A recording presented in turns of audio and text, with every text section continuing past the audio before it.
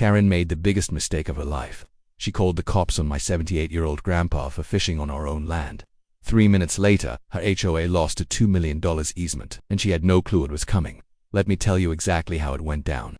So, we own a big chunk of land just outside the city, 20 acres, including a private pond stocked with bass, catfish, and trout. It's been in our family for 3 generations. My grandpa built that dock himself. He fishes there every Sunday morning, rain or shine, in his old straw hat and lawn chair.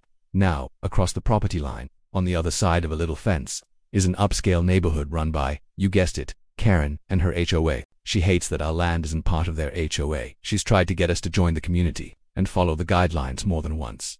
We politely declined. Apparently, that triggered her inner tyrant. So, one morning, I'm sipping coffee on the porch when I see her storming down the hill from her side. Phone in one hand, HOA clipboard in the other. She marches right up to the pond where Grandpa is sitting peacefully with his rod in the water.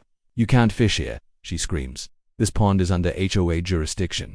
You're trespassing." He looked up and calmly said, "Ma'am, this land belongs to me. Been in the family since '79. Maybe check your GPS." But Karen didn't care. She calls 911 on the spot saying there's an armed elderly man threatening her near community waters. I ran down there just as the sheriff pulled in, sirens and all. But guess what?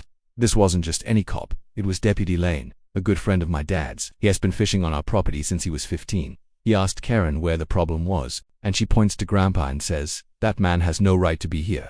Lane just stared at her and said, "Ma'am, this pond is 100% private property. You've crossed his fence. If anything, you're the one trespassing." Karen went pale. Then came the best part. While Lane lectured her, I walked back to the barn and grabbed our survey documents. Tucked inside a little clause I'd totally forgotten about.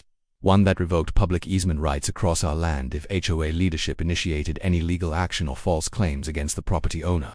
Guess what Karen just did? Yep, that easement gone. Which meant their HOA's shortcut trail to the lake, their ATV route, and their private utility access across our dirt road, all gone in 3 minutes flat. The HOA board tried to beg us afterward, but the damage was done. Karen got kicked off the board, and my grandpa, still fishing, still smiling. If you loved watching karma come for Karen, hit that like button. Subscribe for more real justice stories.